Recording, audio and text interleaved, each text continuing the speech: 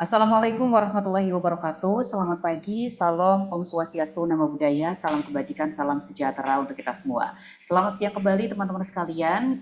Kita masih berada di acara Esa Unggul Virtual Job Fair and Career Expo 2024.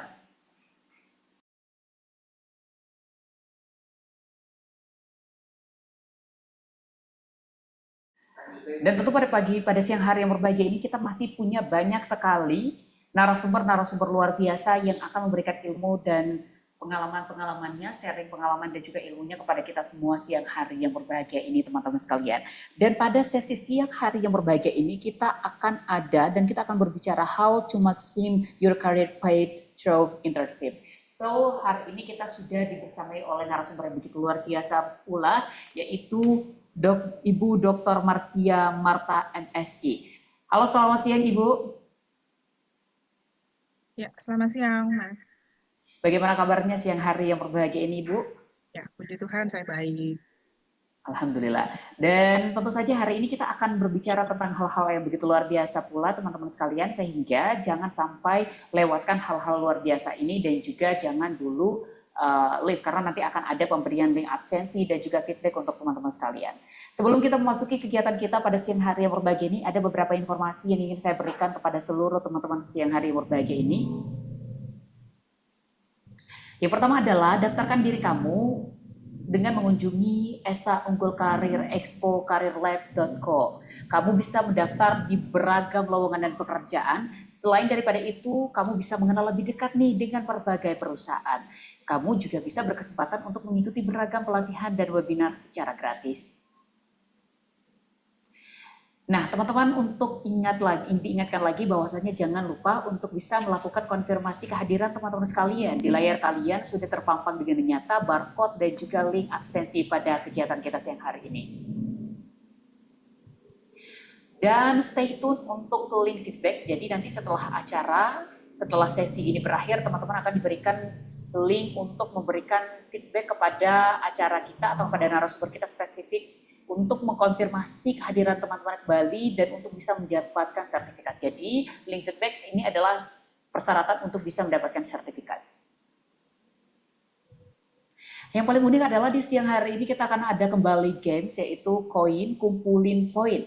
Kamu caranya gampang sekali, kamu hanya tinggal follow Instagram, TikTok, dan LinkedIn dari Karir Lab, dan kamu share postingan ini di Instagram story kamu. Kamu juga berkesempatan untuk bisa selalu ikut dan mendaftar rangkaian acara menggunakan email yang sama, karena poinnya akan dihitung sesuai dengan email yang terregistrasi. Kamu juga berkesempatan untuk mendapatkan grand prize berupa Samsung Tab dan uang jutaan rupiah. Dan luar biasa, kita akan segera kembali pada kegiatan kita pada siang hari yang berbahagia ini dengan narasumber yang begitu luar biasa. Tadi saya sudah sapa Bu Marcia Marta, Ibu Dr. Marcia Marta MSI yang merupakan seorang doktor in psychology and MSI in Psychology Science. Dan teman-teman langsung saja tanpa menunggu waktu yang lebih lama lagi, marilah kita sambut narasumber kita yang begitu luar biasa, yaitu Ibu Dr. Marcia Marta MSI. Dan sebelum itu kita akan membacakan terlebih dahulu bagaimana background daripada narasumber kita pada siang hari yang berbahagia ini. Beliau lahir Mei 26 Mei 1988. Beliau menempuh pendidikan doktor di Universitas Gunadarma di Psychology and MSI in Psychology Science, dan beliau merupakan seorang lecturer di Universitas Gunadarma. Beliau juga merupakan HR specialist di Langit HR. Beliau juga merupakan assessor for HR. Beliau juga merupakan seorang researcher di Gunadarma University, and tentu beliau juga merupakan seorang konselor di Gereja Bethel Indonesia. Wah, luar biasa sekali narasumber kita pada siang hari yang berbahagia ini, dan harapannya teman-teman sekalian itu bisa memaksimalkan dan mengikuti acara kita pada siang hari yang berbahagia ini. Dan marilah kita memulai kegiatan kita ini dengan sebuah tema yang begitu luar biasa, How to Maximize Your Career Path Through Internship. Kepada yang terhormat Ibu Dr. Marcia Marta MSI, dipersilakan.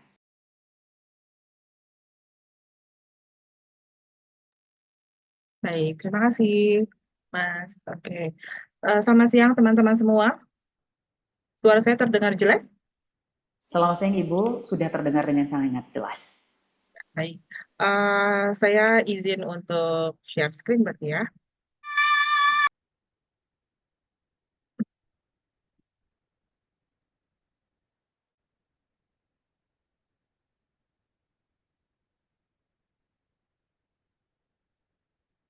Baik, saya rasa share saya sudah, screen saya sudah terlihat oleh teman-teman semua. Baik, sama seperti yang tadi dipaparkan, sebelumnya saya mengucap terima kasih sekali kepada Universitas Esa Unggul yang sudah mengundang saya untuk menjadi pembicara pada seminar hari ini di Career Lab. Sungguh luar biasa, sangat kreatif gitu ya dan edukatif sekali gitu ya acara ini gitu ya. Sebelumnya mungkin waktu saya menjadi HR spesialis itu saya tidak pernah terbayangkan bahwa Career Lab di digitalisasi akan seperti apa ya. Ternyata Esa Unggul bisa mewujudkannya. Tepuk tangan bareng-bareng untuk Esa Unggul. Saya juga eh, berterima kasih kepada teman-teman semua yang sudah hadir dalam seminar ini. Mudah-mudahan apa yang saya paparkan pada siang hari ini akan bisa bermanfaat untuk teman-teman semua nanti di kedepannya pada saat memang teman-teman akan melakukan internship. Sebelumnya nih, karena tema kita adalah siang hari ini How to Maximize Your Career Path Through Internship.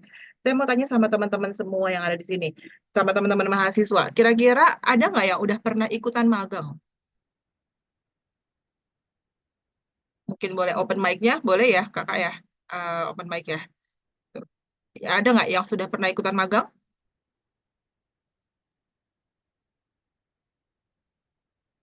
Belum ada ya. Asumsi saya sih belum ada ya, karena nggak ada yang open mic dan bilang saya sudah pernah gitu.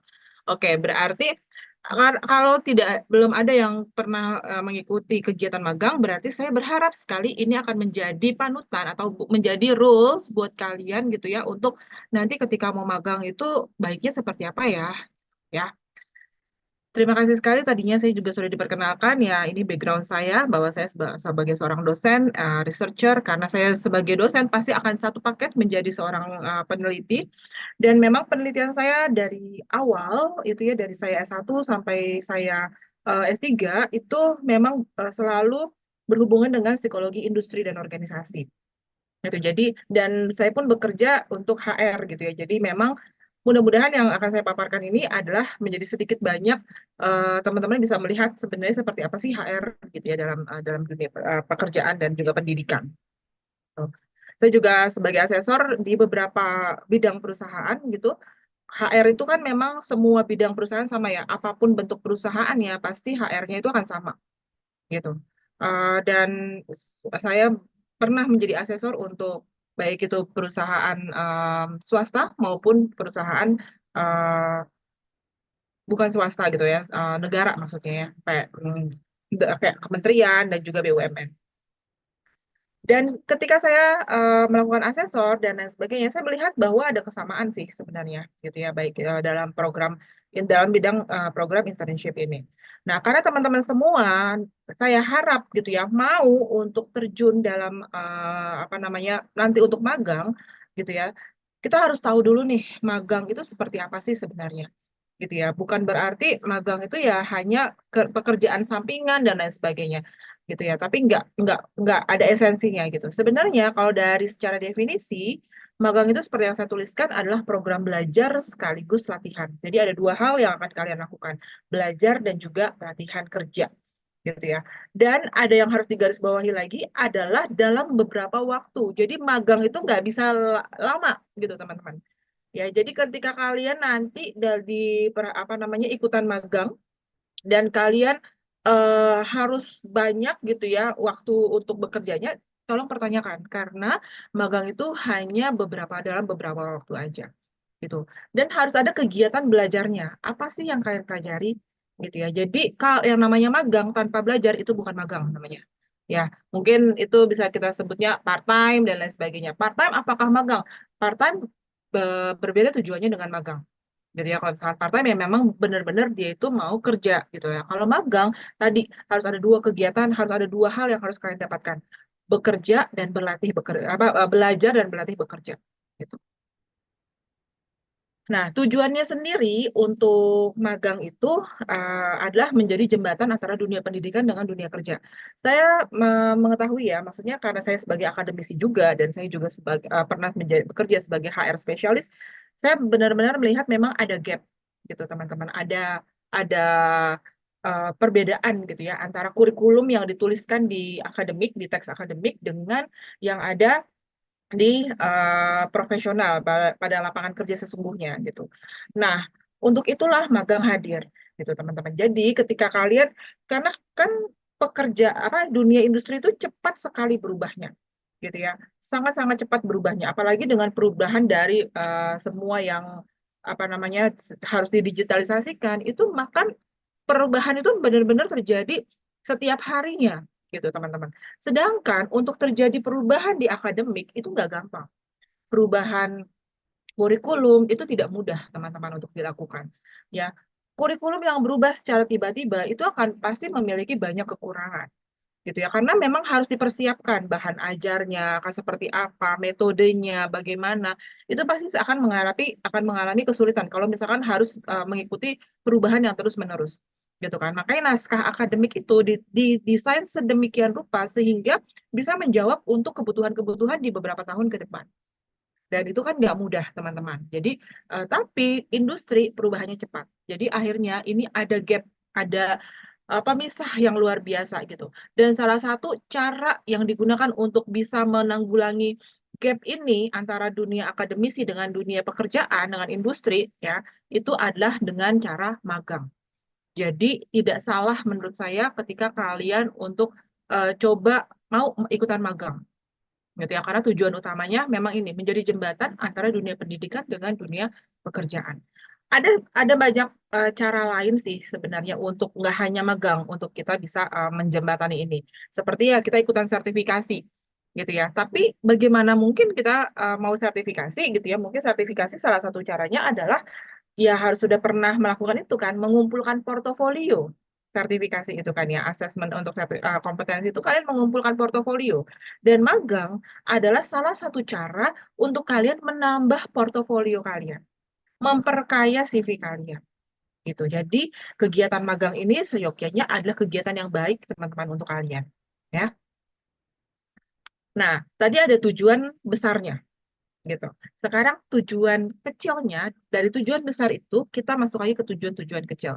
Saya mencatat ada 6 kebutuhan gitu ya, ada 7 tujuan untuk daripada magang itu sendiri. Yang pertama adalah implementasi ilmu ke pekerjaan. Tadi ya, nah saya bilang bahwa kalian di kampus itu sudah pasti akan mendapatkan ilmu yang sangat bermanfaat dari para dosen. Gitu kan ya, kalian ke kampus, nyatet gitu ya, apa nyatet. So yesterday banget ibu gitu ya, masih zaman kapan ibu kuliahnya nyatet gitu ya. Sekarang ya apapun ya, kalian mungkin download materinya, ikut kuliah di kampus, ikut career lab seperti ini, seminar-seminar yang kalian ikuti, itu adalah kalian dapat ilmunya di kampus. Lalu bagaimana mengimplementasikan itu adalah salah satunya dengan ketika kalian magang. Gitu ya, kalian bisa mengimplementasikan ilmu itu. Yang kedua, tujuan magang itu adalah meningkatkan hard skill gitu. Jadi um, kalian adalah seorang lulusan IT, ya berarti kalian itu bisa apa sih? Tadi kan saya bilang ya bahwa tujuan utamanya untuk melihat menjembatani antara dunia pendidikan dengan dunia pekerjaan. Nah, apa yang tidak ada di dalam dunia pendidikan kalian, yang kalian nggak dapat di bangku kampus, di bangku kuliah, itu mungkin kalian akan dapatkannya di pekerjaan. Nah, sebelum kalian memulai pekerjaan yang sesungguhnya, kalian boleh latihan dulu nih. Anggap magang itu sebagai simulasinya gitu untuk kalian bisa meningkatkan hard skill kalian gitu. Itu adalah tujuan khusus daripada magang. Lalu yang ketiga itu mempelajari berbagai soft skill gitu ya. Soft skill kita tuh banyak sekali ya. Apa contohnya? Ada yang tahu nggak soft skill itu apa? Soft skill tuh kayak komunikasi, kemampuan untuk bernegosiasi, kemampuan leadership, itu adalah uh, soft skill. Dan itu juga bisa didapatkan di kampus gitu kan ya. Tetapi di dalam magang kalian akan lebih memiliki beragam negosiasinya dalam bentuk beragam hal gitu. Komunikasinya itu komunikasi di kantor itu pasti berbeda gitu ya. Segala sesuatu di kantor itu di dalam industri itu harus terrecord gitu ya. Eh, Baik itu hanya screenshotan WhatsApp, email dan lain sebagainya itu harus rapi terrecord gitu ya, karena ya memang mereka kan menjalankan satu roda ekonomi gitu ya, jadi itu semua harus terrecord dengan baik dan benar. Nah itu komunikasinya itu harus dipelajari. Nah itu soft skill tuh teman-teman. Lalu apa lagi biasanya yang soft skill? Ya komunikasi, negosiasi, manajemen waktu itu juga soft skill tuh. Nah itu bisa kalian dapatkan di magang. Lalu tujuan khusus yang lainnya adalah kalian itu bisa lebih mudah beradaptasi dengan dunia kerja, gitu ya. Masih ingat nggak dulu waktu kalian dari SMA masuk ke universitas, gitu ya? Itu kan butuh adaptasi ya. Beda banget dulu zaman SMA sama pada saat kuliah. Ada sistem yang berubah. Nah, begitu juga dengan nanti ketika kalian dari universitas, kalian akan masuk ke dunia pekerjaan. Kalian butuh adaptasi lagi. Ya, memang Tuhan memberikan kita kemampuan untuk beradaptasi. Nah, dengan magang, kalian akan berlatih untuk bisa beradaptasi dengan baik di dunia kerja. Gitu. Jadi nggak langsung pas jadi karyawan, gitu ya, baru beradaptasi. Tapi karena kalau kalian sudah terbiasa dengan magang, maka kalian akan lebih mudah untuk beradaptasi dengan dunia pekerjaan. Gitu ya, teman-teman ya. Lalu yang kelima adalah untuk memudahkan karir fresh graduate gitu ya. Ya, kita tahu semua ya. Kebanyakan kalau saya perhatikan ya, saya lihat di iklan-iklan di Jobstreet gitu ya, karena saya dulu juga kan rekrutmen gitu ya. Setiap kali kita pasang iklan, setiap kali kita memberikan eh, pokoknya kebutuhan kebutuhan rekrutmen, selalu banyak perusahaan yang meminta untuk punya pengalaman minimal 1 tahun, minimal 2 tahun dan lain sebagainya. Terus gimana dong Bu, fresh graduate mau untuk maju gitu ya? Kalau misalkan semua kebutuhannya adalah yang sudah punya pengalaman. Nah, ini adalah salah satu jawabannya. Coba untuk magang. Karena dengan magang, kalian akan bisa menuliskan proses magang ini gitu ya di CV kalian. Gitu. Magang di mana, sebagai posisinya apa yang kalian kerjakan, tuliskan itu di CV kalian. Itu kan menjadi portofolio kalian, gitu ya. Jadi kalian bisa bersaing dengan orang-orang yang sudah punya pengalaman, gitu ya, dengan cara magang ini. Gitu. Jadi ini untuk memudahkan karir kalian. Kayak tadi yang saya selalu bilang bahwa portofolio itu jadi penting. Ketika kalian nanti mau mau apa namanya sertifikasi itu portofolio yang dipentingkan. CV pun itu portofolio kalian yang dipentingkan. Jadi perbanyaklah portofolio kalian yang akan menunjang masa depan kalian gitu ya. Kira-kira kalian tuh pernah pernah terlibat dalam program apa, berapa lama dan itu untuk tujuannya untuk apa, itu sangat baik sekali. Tuliskan di CV kalian ya.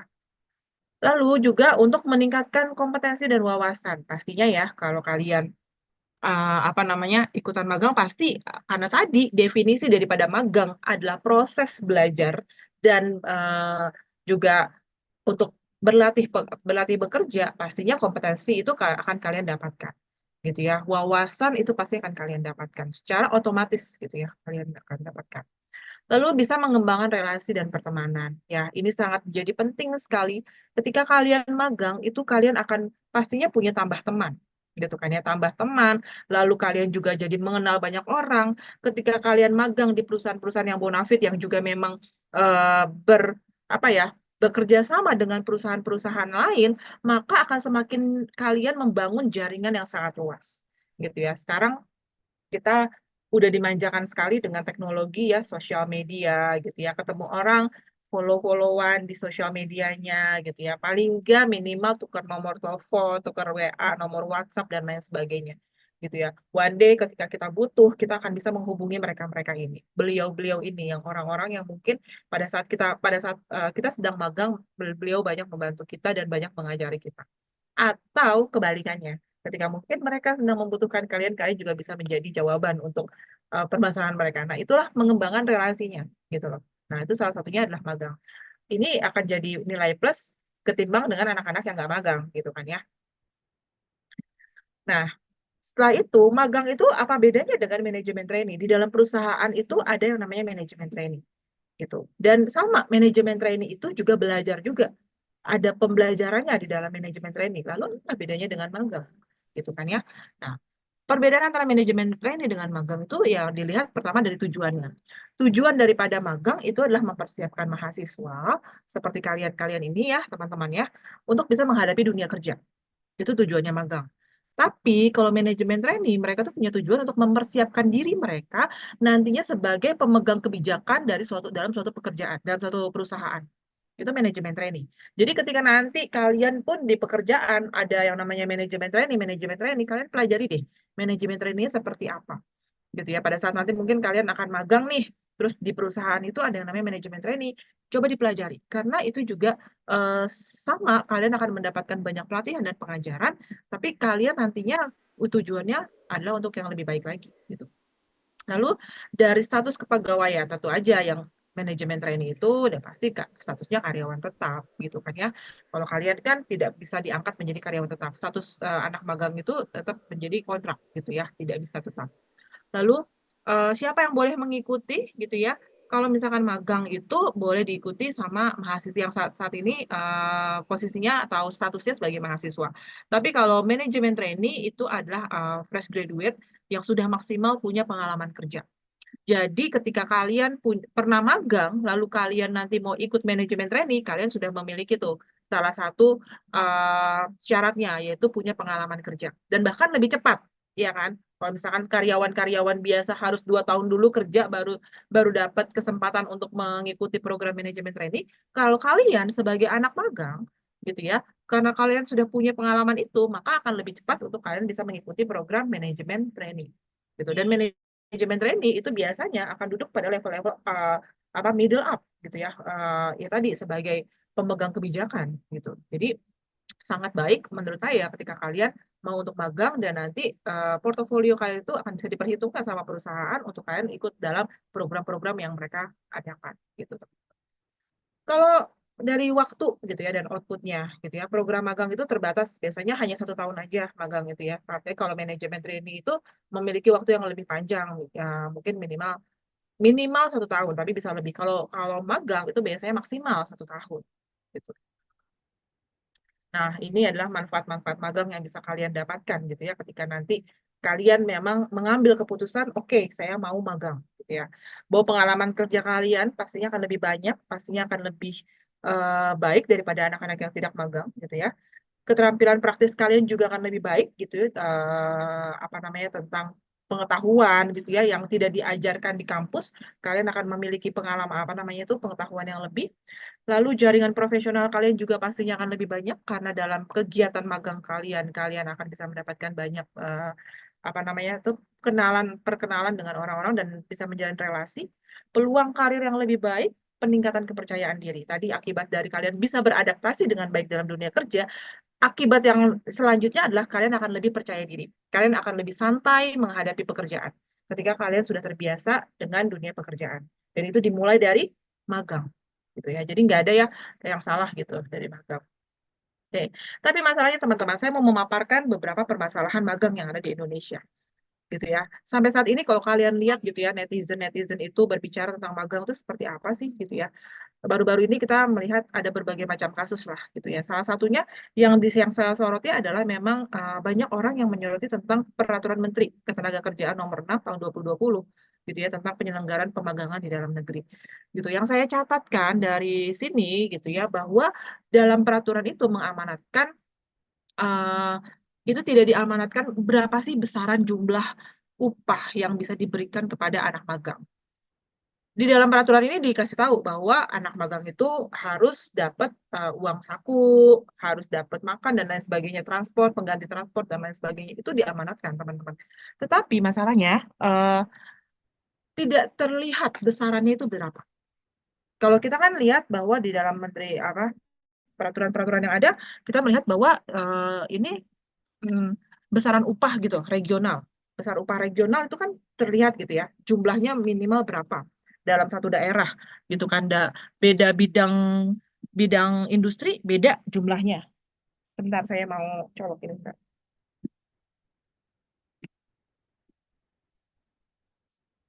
Beda industri beda jumlah uang yang akan diterima gitu kan, jumlah gaji yang akan diterima. Nah, untuk anak magang itu tidak diberikan besarannya berapa gitu, dan itu disoroti oleh beberapa orang juga gitu ya, bahwa memang kok sepertinya memang akhirnya karena tidak ada besaran yang minimalnya itu berapa yang ditetapkan sama pemerintah, jadi banyak perusahaan-perusahaan yang memberikan mungkin secara penilaian orang kok nggak layak ya hanya diberikan seperti itu gitu kan. Nah, lalu ada lagi em, hasil survei yang dilakukan oleh Wulan Sari tahun 2023 yang saya lihat bahwa 53% daripada responden penelitiannya beliau mengatakan bahwa mereka itu harus bekerja sampai lebih daripada waktu yang ditentukan. Kalau misalkan bekerja satu hari itu dari 8 jam, maka anak-anak magang 53% yang ditemui oleh Wulan Sari dari 200 orang respondennya itu mengatakan bahwa mereka itu pada saat magang mereka harus bekerja lebih daripada itu. Bahkan sampai dengan membawa pulang pekerjaan. Nah, itu memang masih terjadi di Indonesia. Oleh karena itu, hari ini bersyukur untuk Esa Unggul bahwa Esa Unggul memberikan pengetahuan ini kepada kalian gitu ya. Ketika kalian menghadapi perusahaan yang seperti ini, kalian akan bisa mengkritisi dengan baik bahwa peraturannya itu harusnya seberapa. Nah, diberikan dalam undang-undang gitu ya, bahwa memang berapa jam biasanya untuk mereka belajar. Dan ingat sekali lagi, definisi daripada magang itu adalah kalian belajar dan berlatih bekerja, gitu ya. Bukannya malah apa ya, mengkaburkan prioritas kalian. Karena pada saat magang, status kalian juga masih mahasiswa kan. Jadi berikanlah prioritas yang tepat gitu loh. Ketika memang harus kuliah ya kuliah gitu kan ya, dan harusnya perusahaan-perusahaan ya carilah perusahaan-perusahaan, nanti di belakang saya akan membicarakan bagaimana cara mensiasati masalah-masalah gitu ya. Lalu nah ini permasalahannya, Permenaker tersebut tidak mengamanatkan kompensasi berapa upah yang diberikan gitu ya, hanya ada biaya transportasi, uang makan, insentif, tapi tidak tahu besarannya berapa gitu ya, tadi yang saya bicarakan. Lalu bagaimana status karyawan magang setelah masa magangnya berakhir itu juga masih jadi permasalahan, itu juga masih belum diamanatkan gitu kan ya. Lalu belum ada perlindungan hukum yang jelas dari pemerintah terhadap karyawan magang gitu kan ya. Jadi karena kontraknya kan pasti berbeda. Mereka punya apa namanya itu kontrak yang tersendiri gitu kan. Lalu banyak perusahaan seperti startup di Indonesia kita banyak banget ya semenjak kayaknya menghitung semenjak pandemi gitu ya, sebelum pandemi itu startup tuh mulai mulai datang gitu ya dari tahun mungkin kalau saya bisa ingat gitu ya dari tahun 2005 2014 2015 startup di Indonesia tuh semakin lama semakin meningkat gitu jumlahnya gitu kan ya. Nah, tapi masalahnya tidak semua startup itu terdaftar di ketenagakerjaan, teman-teman. Ya, sehingga dinas tidak bisa memberikan sanksi ketika terjadi perselisihan industrial pada karyawan-karyawan magang yang ada di startup. Contohnya adalah seperti ya banyak sih banyak contoh yang bisa kita dapatkan gitu ya dari cerita-cerita teman-teman gitu ya pada saat di startup ya mereka akan bekerja gitu ya saya sendiri punya punya kolega gitu ya bekerja sampai pada saat hari raya gitu ya sepertinya sangat tidak manusiawi sekali ya tapi hanya dengan status magang gitu loh teman-teman ya jadi itu memang jadi harus kalian kritisi gitu ya bahwa saat ini kalian mendapatkan pemahaman ini saya harap ketika nanti kalian akan mengikuti program magang carilah perusahaan-perusahaan yang memang mengerti tentang apa itu magang sebenarnya, gitu ya. Nah,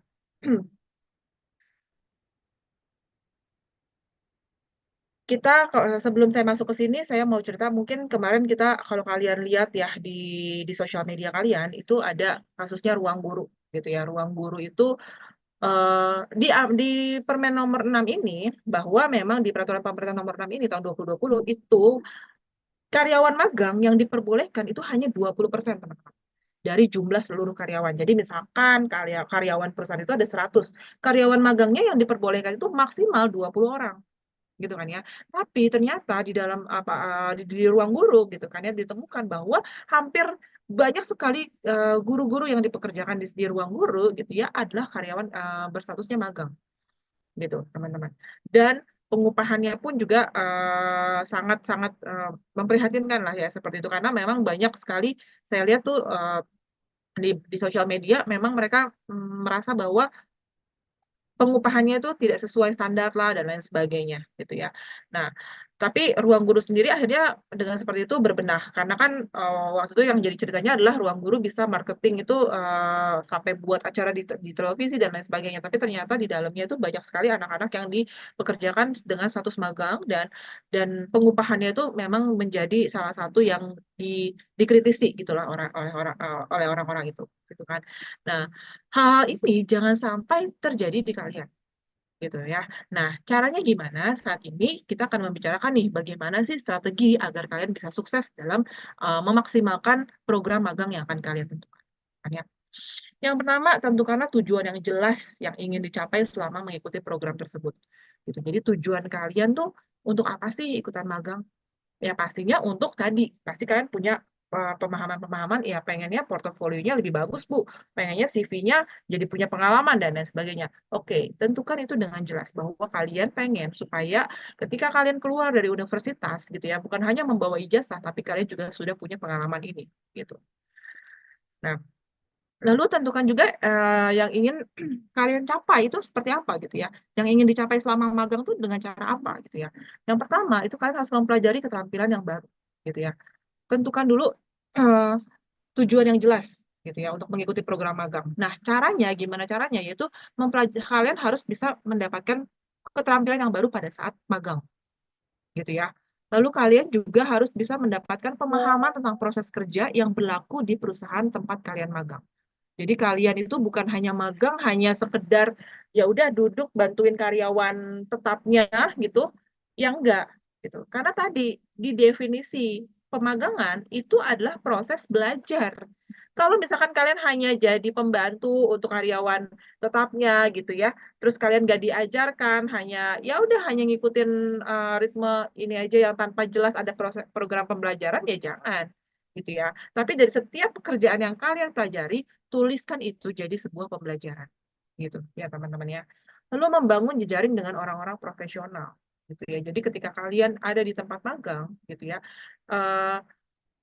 bangunlah relasi dengan orang-orang yang kemungkinan gitu ya yang kalian pelajari dia akan bisa membantu kalian nih dalam pekerjaan gitu ya. Ya mungkin SPV atau juga mungkin eh, staff gitu boleh nggak sih Bu? Ya boleh lah.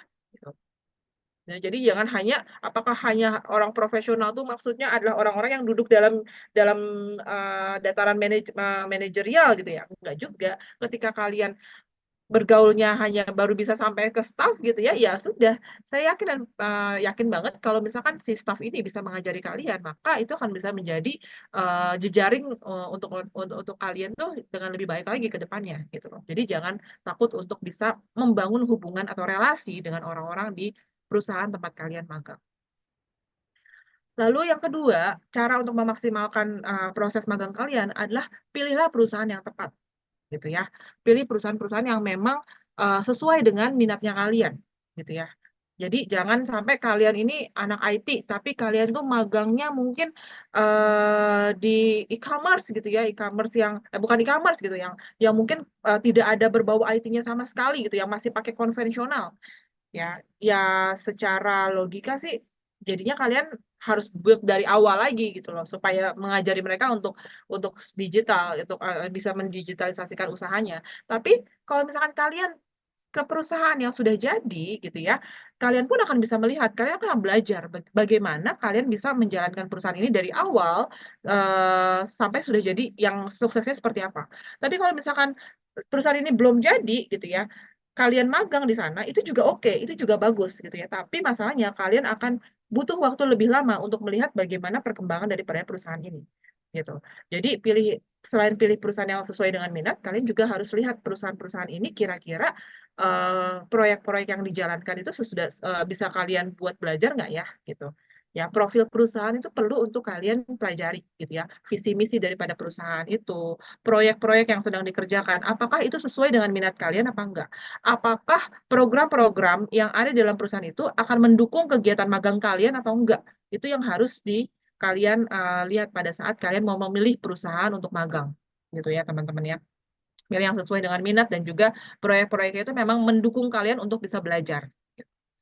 Lalu pastikan juga lingkungan perusahaan tersebut itu mendukung program magang dan pertumbuhan profesional. Ya, program magang yang tadi saya bilang ya bahwa jangan sampai nanti akhirnya terjadi kalian itu ketemu sama perusahaan-perusahaan yang kalau menurut istilah kalian tuh sekarang tuh apa red flag gitu ya, perusahaan-perusahaan yang toksik atau perusahaan-perusahaan yang nggak ngerti program magang itu harus seperti apa dan malah kalian nggak dapat apa-apa teman-teman gitu ya. Jadi ketika kalian mau magang pilihlah perusahaan-perusahaan yang seperti ini gitu ya. Selain tentu kalian harus bisa melihat proyek-proyeknya dan juga program lingkungan dalam perusahaan itu memang mendukung kalian untuk bisa magang dengan baik di sana. Ya. Lalu cara selanjutnya untuk kalian bisa memaksimalkan program magang kalian, kalian itu harus mudah untuk bisa berkomunikasi dengan mentor kalian gitu ya. Biasanya di dalam program magang gitu ya, kita punya dosen di kampus nih. Nah, di tempat kita magang, kita juga harusnya punya dosen. Dosen dalam hal mungkin dia bukan seorang dosen yang seperti apa, tapi paling enggak dia adalah sebagai seorang pemangku jabatan yang sudah memang profesional gitu teman-teman. Yang bisa dibilang profesional itu ya sudah memangku jabatan tersebut minimal mungkin 5 tahun gitu ya. Kalau keprofesian ya, yang saya pelajari keprofesian itu harus sudah 5 tahun bekerja di situ gitu kan ya atau 10 tahun mungkin bagi yang tidak memiliki kalau saya itu kan karena saya di psikologi biasanya kalau saya mengantarkan mahasiswa magang, saya akan lihat bahwa orang-orang yang kami pilih untuk bisa menjadi mentor bagi mahasiswa kami adalah orang-orang yang kalau dia itu adalah psikolog, ya minimal 5 tahun sudah menjalani prakteknya. Kalau dia bukan psikolog, minimal 10 tahun dia sudah bekerja atau berkecimpung dalam bidang tersebut, kayak gitu. Nah, ketika kalian punya mentor nanti di dalam pada saat kalian kalian magang, jangan ragu untuk bisa berkomunikasi dengan beliau gitu ya. Jangan ragu nanti dibilang SKSD Bu nanti gitu ya, so kenal so deket gitu, nanti dibilang apa caper dan lain sebagainya. Jangan gitu loh. Tapi kalian coba untuk komunikasi dengan baik. Komunikasikan dalam dalam taraf yang memang wajar gitu loh untuk kegiatan magang kalian gitu ya. Nah, apa yang kalian dalam komunikasi itu biasanya apa sih yang kalian minta gitu ya daripada beliau? Yang pertama, minta mentor kalian itu untuk memberikan feedback dari setiap pekerjaan yang kalian lakukan. Pak, Bu, kira-kira pekerjaan saya ini bagaimana? Apakah sudah benar? Mana yang kurangnya? Mana yang harus saya perbaiki? Mana yang sudah baik? Minta hal tersebut dari mentor kalian, gitu ya. Karena apa? Kadang-kadang kita merasa bahwa diri kita udah benar aja, gitu kan ya. Tapi ternyata ada penilaian-penilaian orang lain yang ternyata mungkin masih kurang. Nah, penilaian itulah yang kita butuhkan untuk kita memaksimalkan diri kita. Terbuka untuk segala macam masukan. Itu akan menjadikan kalian maju lebih cepat, gitu ya. Minta sama mentor kalian biasanya, ya. Lalu bertanya tentang hal-hal yang berkaitan dengan proyek yang atau pekerjaan yang kalian pegang di tempat magang kalian, gitu kan ya. Bagaimana cara kalian itu untuk bisa berhasil dalam menangani pekerjaan tersebut, gitu ya. Jadi ketika habis minta feedback, kira-kira minta lagi gitu loh, minta belajar lagi bagaimana sih supaya saya bisa berhasil nih dalam pekerjaan ini gitu. Itu biasanya itu biasanya kalian bisa dapatkan dari mentor kalian karena beliau-beliau ini kan sudah lebih profesional, sudah lebih dahulu punya pengalaman.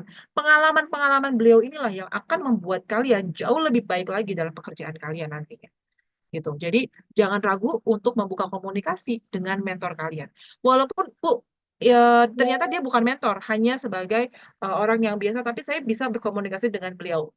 Ajak komunikasi dengan sesama karyawan yang ada di sana, berkomunikasilah. Itu tidak akan rugi gitu ya. Kalau misalkan memang kalian membutuhkan inputan-inputan tersebut gitu. Jangan ragu untuk membuka komunikasi itu. Lalu berinisiatif yang tinggi, teman-teman. Ini adalah cara lain gitu ya untuk memaksimalkan karir kalian di dunia magang gitu ya dengan melalui magang. Jangan ragu untuk mengerjakan pekerjaan yang lebih banyak jika waktunya masih memungkinkan. Tadi Wulan-Sari mengatakan bahwa ada 53% karyawan magang itu yang membawa pulang pekerjaannya. Itu udah nggak sehat pastinya.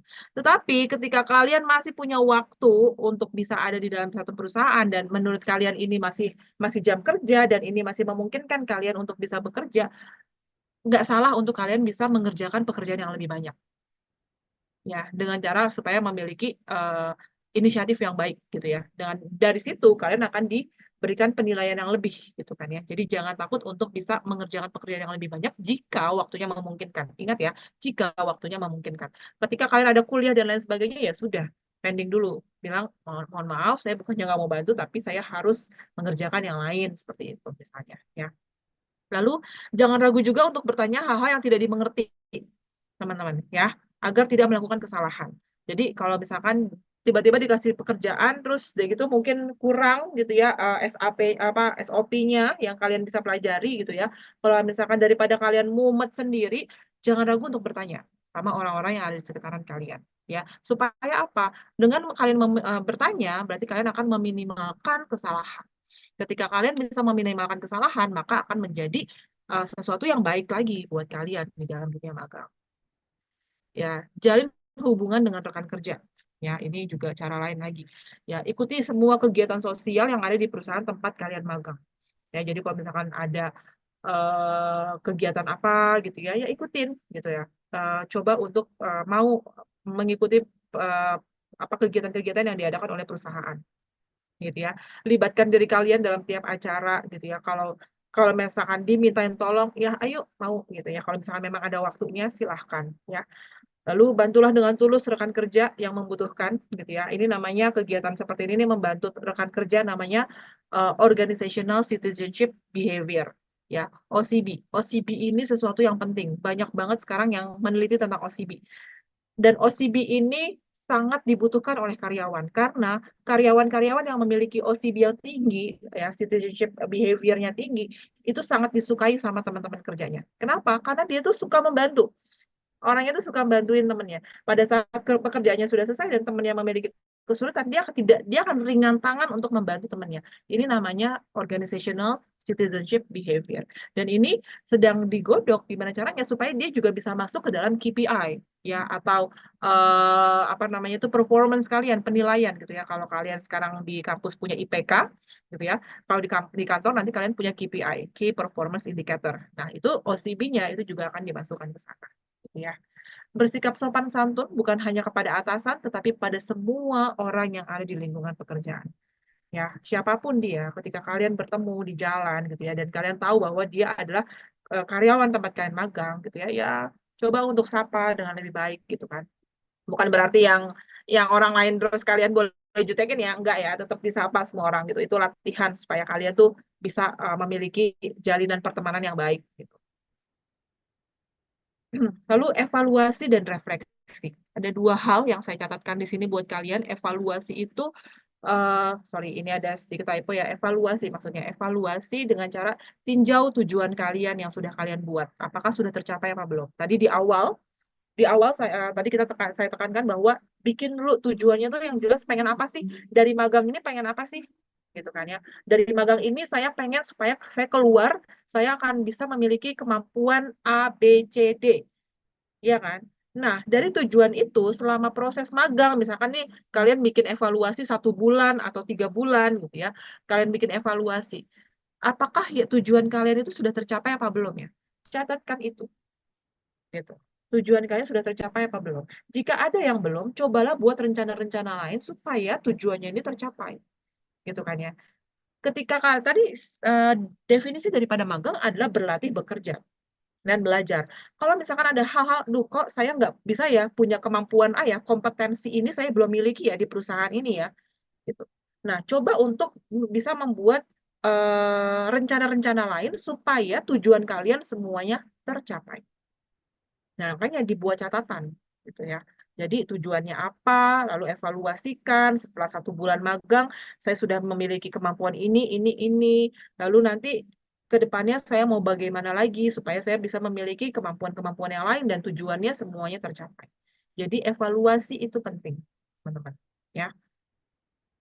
Yang kedua, identifikasikan keterampilan dan pengetahuan yang telah kalian peroleh selama magang serta area-area yang masih perlu ditingkatkan. Ya, kalian kan magang kan tadi saya bilang ya, untuk magang yang baik itu supaya kalian maksimal, maganglah di tempat-tempat yang memang sesuai dengan minat kalian. Minatnya marketing ya, maganglah di tempat-tempat yang memang akan bisa menunjang eh, minat kalian itu untuk menjadi seorang marketing, gitu kan ya. Nah, kalian identifikasikan nih kira-kira sebagai seorang marketing, pengetahuan dan keterampilan apa ya yang sudah saya miliki dan kira-kira keterampilan mana yang belum gitu kan dan mana yang perlu untuk ditingkatkan. Saya izin untuk minum ya teman-teman ya.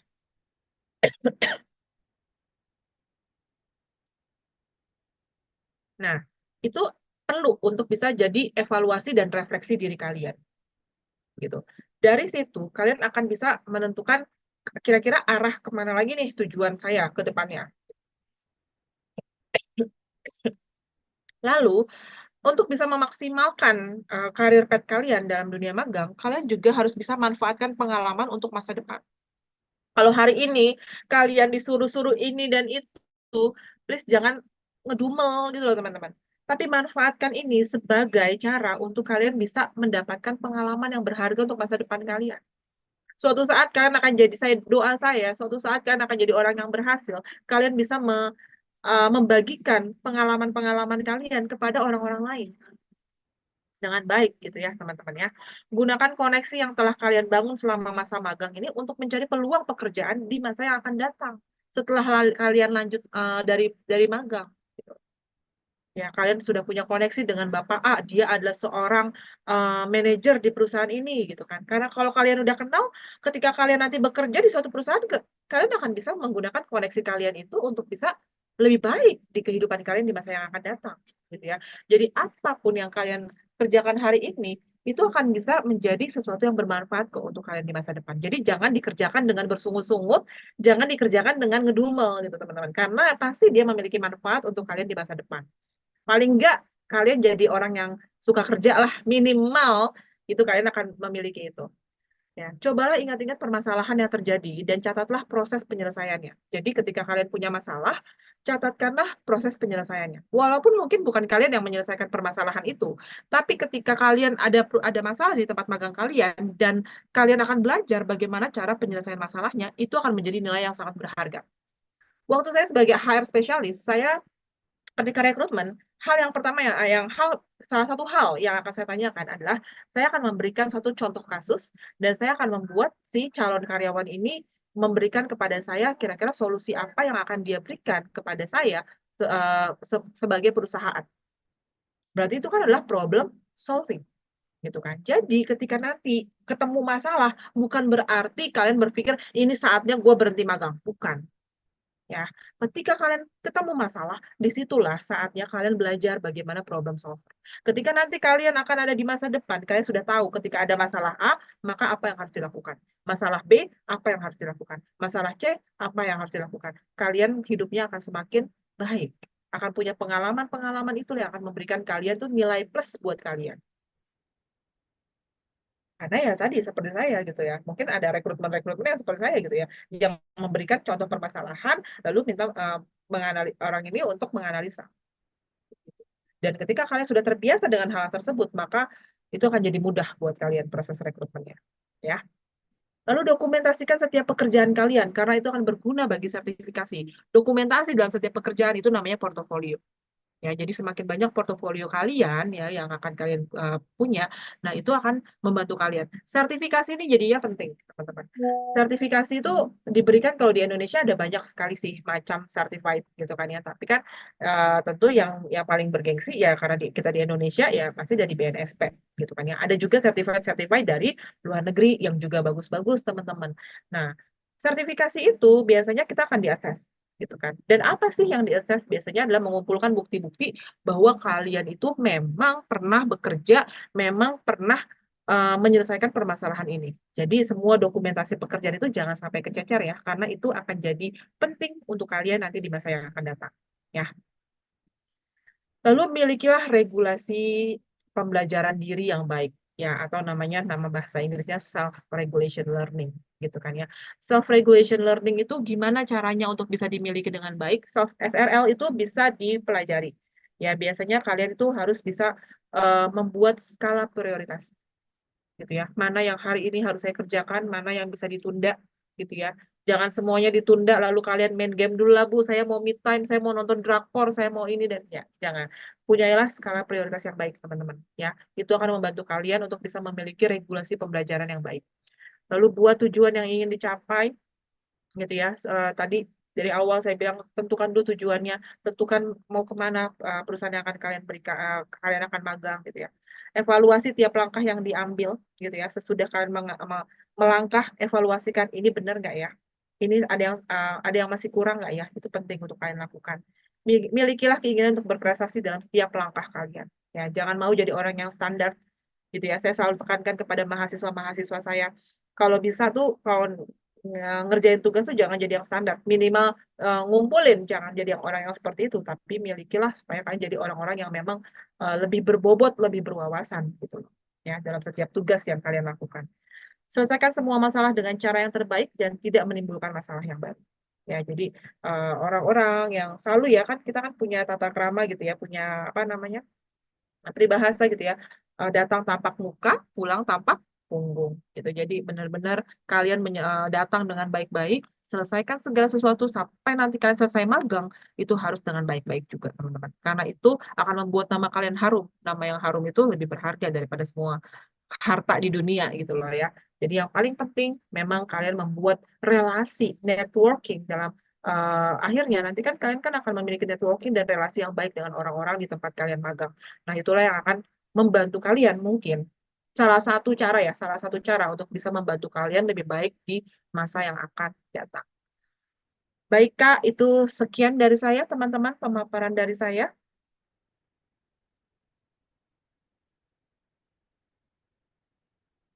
Baiklah, terima kasih banyak Bu Marsia telah menjelaskan banyak hal. Ini sangat amat bermanfaat, bukan hanya mungkin untuk fresh graduate, tapi untuk kami mahasiswa semester 4, semester 5, semester 6 yang akan ikut MSIB misalnya ikut magang. Jadi kita tahu nih batasan-batasan apa aja yang mungkin kita bisa kerjakan, seperti apa juga hal-hal yang bisa kita lakukan ketika kita ingin magang, seperti apa hal-hal yang memang kita bisa ambil daripada magang itu agar nanti karir ke depan setelah kita selesai kuliah atau selesai magang pun itu bisa panjang seperti itu. Jadi terima kasih banyak atas penjelasannya begitu luar biasa. Dan tentu saja sebelum kita menuju kepada Q&A, saya akan kasih informasi kembali teman-teman sekalian.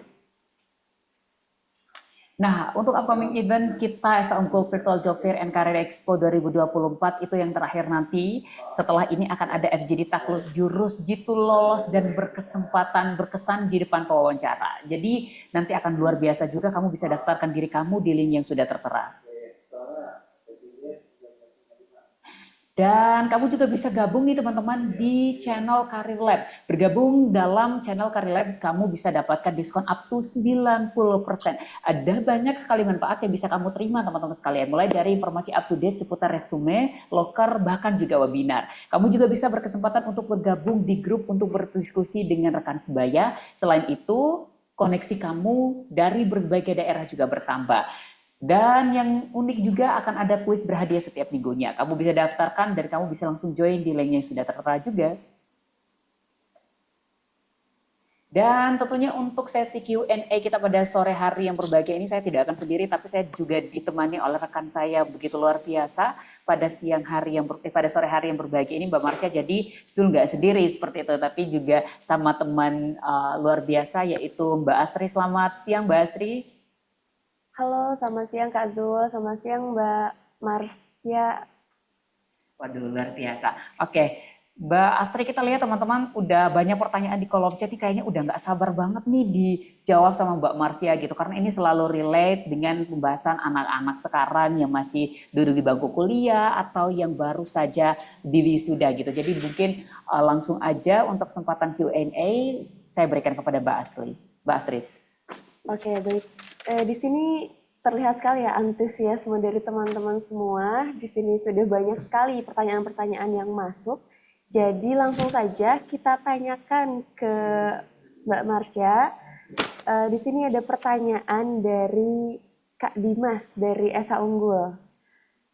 Ketika menjalani proses magang dan seiring berjalannya waktu, tanggung jawab kita semakin banyak. Apakah itu adalah bagian dari tes perusahaan? Nah, mungkin bisa langsung dijawab saja Mbak, nanti baru kita lanjut ke pertanyaan selanjutnya. Silakan. Terima kasih Kak Astri, terima kasih Dimas untuk pertanyaannya. Tadi selalu gunakan ada batasan-batasannya. Kayak misalkan semester ini kamu tuh cuman boleh ngambil berapa SKS. Itu dibatasin kan sama kampus gitu kan, maksimal mungkin 26. Ya, kalau itu juga tergantung dengan kemampuan gitu kan, IPK dan lain sebagainya. Itu 24 gitu ya. Nah, begitu juga dengan magang gitu loh. Jadi eh, di awal ketika kalian magang, cari tahu dulu kira-kira pekerjaan saya ini akan apa aja ya Bapak, Ibu, dan sampai di mana tanggung jawab saya gitu loh. Jangan sampai nanti kita tuh malah melangkahi tanggung jawab yang lain gitu ya. Jadi yang seharusnya bukan jadi tanggung jawab kita gitu, itu diberikan kepada kita. Jadi benar-benar tanyakan dulu pada perusahaan gitu ya, kira-kira tanggung jawab saya, kewajiban saya itu sampai di mana gitu ya, bahwa apa yang harus saya lakukan, SOP-nya itu sampai di mana, sisanya yang tidak bisa, yang tidak bisa saya lakukan, atau yang tidak perlu saya lakukan itu di mana gitu. Kalau misalkan itu ditambahkan kepada kamu, Dimas, silahkan sih, boleh aja. Tapi ingat bahwa masih ada waktunya dulu. Skala prioritas kamu ini masih dalam skala prioritas untuk, oh ya udah, dengan melakukan pekerjaan yang tambahan ini, saya masih bisa untuk tetap kuliah. Kuliah saya tidak terganggu, pekerjaan saya atau kegiatan saya yang lain tidak terganggu, oke, dilakukan gitu. Tapi ingat masih harus ada rules-rulesnya gitu ya. Dan kalau misalkan magang kalian ini berhubungan dengan kampus itu lebih enak lagi ya kan. Bisa tanyakan sama dosen di kampus, Bu, saya dikasih tugas ini nih sama kantor gitu. Kira-kira ini masih perlu atau masih baik untuk saya lakukan atau enggak ya gitu. Tapi kalau misalkan ternyata terlepas dari kampus gitu ya, yang saya magang sendiri Bu, dan enggak ini sekarang kan kita kan punya kampus Merdeka ya namanya ya, gitu ya, Merdeka Belajar. Nah, kalau misalkan itu memang eh, tidak tercatat, tidak terrecord, itu yang jadinya harusnya hati-hati gitu, Dimas. Jadi jangan sampai apa yang kamu lakukan itu sudah melebihi atau melampaui eh, yang harusnya kamu lakukan sebagai anak magang gitu. Emang sih bakalan tambah pengalaman buat Dimas, tapi Dimas akan apa ya, tidak worth it, yang bikin tidak layaknya adalah Dimas akan mengabaikan prioritas-prioritas Dimas yang lain gitu loh. Jangan sampai seperti itu. Itu aja. Thank you Oke, Dimas. berarti memang eh, yang apa pekerjaan-pekerjaan yang overtime dan tidak sesuai dengan SOP kita di awal itu memang perlu dipertanyakan juga ya Mbak. Oke, Ya, gitu. kita Pelajarin lanjut. di umur 6. Ya, oke, mungkin kita bisa lanjut ke pertanyaan yang kedua. Ada dari Kak Elita ya, dari Esa Unggul. Apa yang harus dilakukan jika sulit mengikuti ritme kerja di manajemen train? Sedangkan biasanya kita ditempatkan di MT itu dalam waktu yang singkat. Bagaimana sih tipsnya jika belum cukup memahami pekerjaan di salah satu posisi tersebut? Nah, mungkin boleh Mbak diberikan tips and triknya nih. Oke, thank you Mas. Ini tadi yang nanya siapa namanya? Yang nanya ini tadi namanya? Namanya Kak Elita dari Esa Unggul. Oke, Elita, berarti asumsi saya ini kamu bukan magang ya, tapi kamu posisinya sudah menjadi manajemen trainee. Manajemen trainee itu kan berarti kan tidak dalam posisi magang ya, gitu. Jadi sudah jadi karyawan tetap. Kalau misalkan manajemen trainee itu kan juga adalah proses pembelajaran, gitu ya. Jadi dalam apa namanya Elita ini akan di ke depannya tujuan Elita diadakan di MT ini adalah Elita akan menjadi orang-orang yang duduk dalam pemegang kebijakan yang tadi saya bilang gitu. Ketika Elita tidak mengerti itu gitu ya, coba untuk kalau kalau nggak enakan nanya sama seniornya gitu ya, mungkin coba lihat dari pengalaman-pengalaman orang-orang lain yang ada di luar perusahaan itu. Misalkan dari teman-temannya Elita atau mungkin dari dosen-dosen yang ada di Esa Unggul gitu ya Elita. Kalau misalkan dengan seperti ini itu apa yang harus dipelajari gitu ya atau apa yang harus dilakukan gitu kan ya. Karena seyogyanya MT itu kan sama seperti magang ya, proses belajar gitu. Jadi kalau misalkan Elita masih ada yang kurang jelas, minimal Elita mau nanya gitu ya Elita. Gak enak Bu, nanya sama siapa, sepertinya tidak ada yang memberikan pertanyaan, memberikan ini, itu bisa saja terjadi gitu ya Elita ya. Kalau gitu cari profesional lain di luar tempat di perusahaan kamu. Tapi yang saya sarankan adalah kamu bertanya sama mentor kamu, minimal sama mentor kamu atau sama senior kamu gitu loh. Kira-kira untuk kasus seperti ini saya harus apa gitu ya? Karena masing-masing perusahaan tuh pasti beda. Apalagi kalau kalau misalkan HR saya masih bisa untuk bisa memberikan jawaban ya karena HR di semua perusahaan biasanya hampir sama gitu kan rules-nya. Tapi kalau misalkan dia bukan HR gitu kan, bidang yang lain itu berarti punya perusahaan tuh punya kebijakannya masing-masing, Lita, gitu. Dan ketika ini adalah suatu masalah, gitu ya, yang harus kamu pelajari adalah kamu tuh harus bisa memberikan problem solver. Minimal kalau itu berkaitan dengan masalah, kamu harus cari hal-hal untuk bisa menyelesaikan permasalahan tersebut. Gitu. Jadi jangan lagi malah menambah ini kan saya nggak ngerti ya saya kan masih masih belajar gitu kan pasti kan Elita punya perusahaan-perusahaan kayak gitu kan ya terus tiba-tiba saya disuruh belajar sendirian gitu ya ya udah bersyukur aja Lita tapi paling enggak kamu punya dosen-dosen di kampus yang pastinya siap untuk bisa membantu kamu itu pegangan kamu palingnya minimal kamu punya networking di Esa Unggul ini gitu untuk bisa membantu kamu menyelesaikan kalau ada permasalahan seperti ini di MT di program MT kamu tapi ya paling enggak yang cari cari jawaban terdekat adalah memang tetap di dalam perusahaan karena masing-masing perusahaan punya rules-nya sendiri sendiri dan masing-masing Lita gitu. Oke, baik. Jadi mungkin untuk Kak Elita jawabannya bisa sambil dicari dan dipelajari lewat orang-orang yang memang sudah profesional di bidangnya. Begitu ya, Mbak? Oke, apakah cukup jelas Kak Elita jawabannya? Oke, eh, karena sudah cukup jelas, mari kita lanjut lagi ke pertanyaan selanjutnya. Sebelumnya, saya akan memberikan kesempatan kepada teman-teman yang ingin bertanya secara langsung. Boleh silahkan langsung saja raise hand, lalu nanti akan kami bantu untuk membukakan kameranya. Karena belum ada yang raise hand, jadi kita lanjut lagi ke pertanyaan selanjutnya. Di sini ada pertanyaan dari Kak Swandika. Sebagai fresh graduate, saya pernah magang sebagai public relation selama 6 bulan. Menurut Ibu, apakah sebaiknya saya langsung apply sebagai PR atau lebih baik ikut disertasi dulu?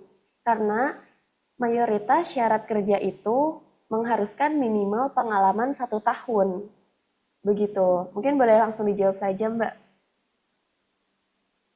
Oke, thank you. Jadi dia nih maksudnya mau kerja gitu ya, tapi udah pernah magang sebagai PR.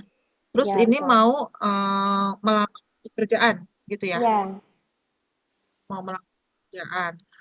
Kalau butuh pengalaman, pengalaman kamu udah punya. di PR. Jadi sekarang kamu mau apply lagi untuk PR gitu kan ya? Atau untuk Ya. yang lain posisinya? Mungkin Kak Swandika bisa on mic.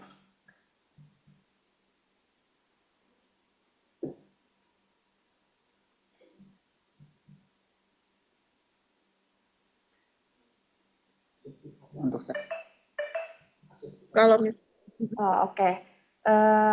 Iya mungkin karena Iya. Kak Swandikanya belum bisa on mic, mungkin begitu Mbak. Jadi dia sudah memiliki pengalaman magang. Namun ketika dia ingin apply pekerjaan, apakah sebaiknya dia langsung apply kerja sebagai PR juga atau sebaiknya dia ikut disertasi dulu gitu sebelum melamar pekerjaan tersebut? ya saya sih akan lebih memilih untuk tadi skala prioritasnya yang mana. Pastinya kalau misalkan mau selesaikan sekolah dulu, lebih baik selesaikan sekolah dulu. Karena ketika apply pekerjaan, kita harus sudah punya komitmen ya. Dengan menandatangani kontrak kerja, kita sudah memiliki komitmen untuk bisa tetap ada dalam pekerjaan itu. Kalau misalkan dia full time, ya berarti full time waktu kita untuk pekerjaan itu. Jadi sekarang tentukan dulu nih, Kak Dika. Kak Dika tuh mau apa dulu nih? Mau selesaiin kuliah, disertasinya, atau mau apply? Eh, Saya akan lebih memilih uh, Sertifikasi Mbak, sorry. sertifikasi Ya, kan disertasi. sertifikasi, sorry. Bukan Sertifikasi disertasi. sertifikasi itu kalau oke beda soal ya. Kalau sertifikasi itu akan menunjang karirnya di masa yang akan datang gitu. Sertifikasi dengan Kak Dika ini bawa certified-nya dari BNSP atau dari lembaga manapun yang memberikan certified, itu akan menambah banyak sekali ini apa namanya tuh peluang gitu ya. Nah, tapi kan untuk certified ini kita kan harus daftar dulu. Kalau misalkan mau sekalian jalan, silahkan. Karena kan certified kan nggak butuh banyak ya. Apalagi kalau cuman biasanya hanya memakan waktu 1 hari, biasanya sertifikasi gitu. Itu biasa, jadi selesai apa namanya tuh daftar gitu kan ya. Lalu kita masukin kalau misalkan secara digital ya, biasanya kita akan masukin tuh portofolio-portofolio kita gitu kan ya. Di mana portofolio itu ya kan sudah Kadika dapetin pada saat magang gitu kan. Nah itu boleh. Jadi sekalian berbarengan nggak apa-apa, karena kan certified kan nggak banyak waktu sih yang dibutuhkan. Jadi sekalian apply, sekalian certified. Syukur-syukur nanti pas apa namanya itu udah dapet certified dulu, baru applyingnya ada yang kejawab, kita bersyukur gitu ya. Tapi memang kalau saya lihat, mendingan certified-nya dulu aja diambil gitu. Karena ini sebagai juga jembatan atau nilai plusnya Kak Dika untuk bisa dapetin perusahaan untuk bisa dapetin pekerjaan di posisi yang baik atau mungkin juga negosiasi nanti pada saat mau bekerja itu dengan lebih baik karena sudah punya sertifikasi. Ini adalah nilai tambah banget gitu teman-teman. Jangan lupa ya untuk kalau kalian sudah magang ini nilai tambah banget kalian punya sertifikasi. Oke, apply juga Oke. ya. Ya, berarti memang seharusnya sudah. Ya oke. Kak Dika, mudah-mudahan apa yang di iniin bisa bisa bisa sejalan, bisa seiring sejalan. Mendingan ambil certified-nya dulu sih, sekalian applying. Oke, mungkin apakah sudah terjawab Kak Dika ya tadi? Lanjut. Lanjut ya. Oke, mungkin langsung saja ini sudah ada yang raise hand ya teman-teman. Ada di Kak Dimas Novandi. Mungkin boleh langsung on cam dan on mic ya Kak untuk langsung memberikan pertanyaannya.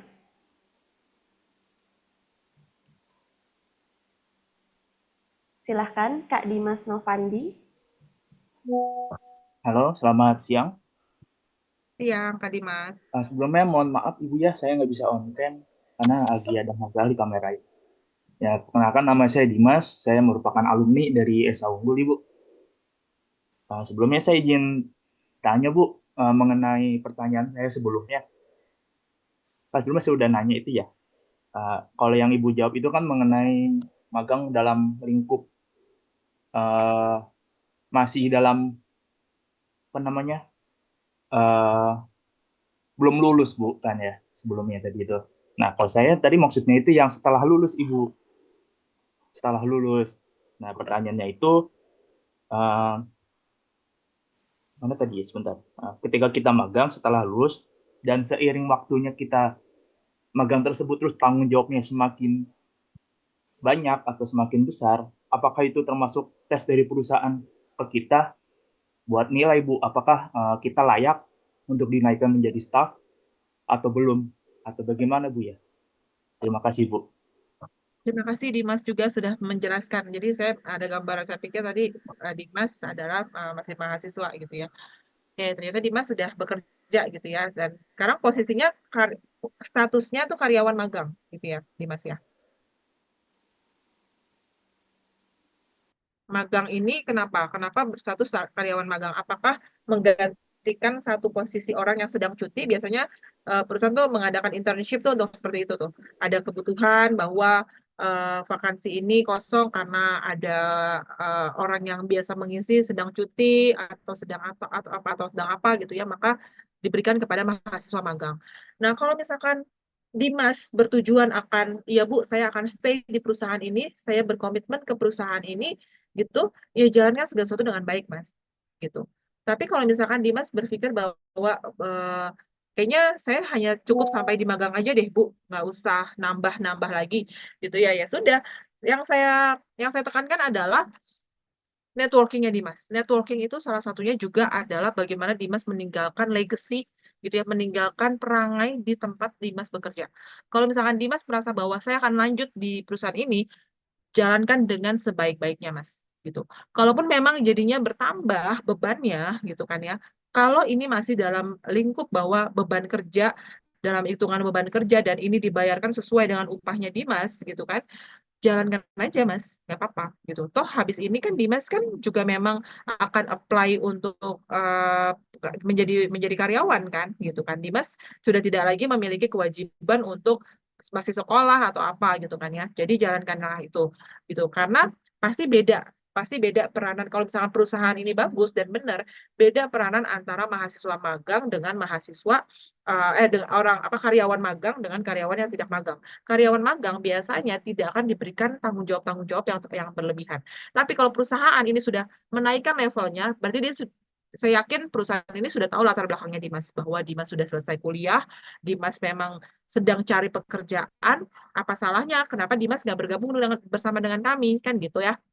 Mungkin itulah yang perusahaan inginkan gitu. Jadi lakukanlah itu dengan baik, Mas. Mungkin itu juga salah satu sebagai uh, mungkin tadi Dimas bilang tuh kan, apakah ini sebagai apa ya tes dari kantor atau gimana ya Bu ya, bisa jadi seperti itu. Tapi Dimas lihat lagi ya, kalau misalkan dalam waktu 3 bulan kok nggak ada ya kenaikan apa namanya itu pemberitahuan saya akan diangkat menjadi karyawan tetap atau paling nggak status saya dirubah dari magang menjadi karyawan kontrak kayak atau apa, Dimas pertanyakan itu ya gitu. Kalau misalkan itu membuat Dimas merasa tidak nyaman bahwa status saya magang, tapi pekerjaan saya tuh kayak karyawan tetap, kayak karyawan full time gitu kan, kayak karyawan yang lainnya gitu kan. Itu berhak untuk dipertanyakan, Mas.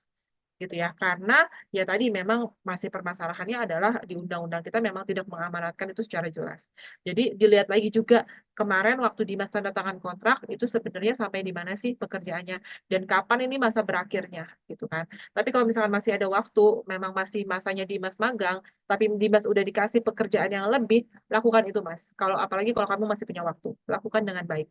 Sampai nanti suatu saat Dimas dinyatakan selesai magangnya dan nanti perusahaan akan memberikan kamu evaluasi gitu. Walaupun memang evaluasi tidak menjanjikan dengan seperti yang tidak berjalan dengan baik seperti yang Dimas harapkan, yakin deh sama saya bahwa portofolio kamu tetap akan berbicara gitu ya, bahwa kamu sudah mengerjakan A, B, C, D di perusahaan ini dan Dimas juga sudah memiliki pengalaman untuk bisa menyelesaikan permasalahan, itu adalah nilai plus yang lain, Mas. Gitu. Jadi lakukanlah yang terbaik di pundak Dimas, bukan hanya ada nama orang tua Dimas, bukan hanya ada nama kamu, tapi juga ada nama Esa Unggul. Saya yakin dan percaya kalau Esa Unggul memiliki alumni-alumni yang juga unggul. Thank you, Mas.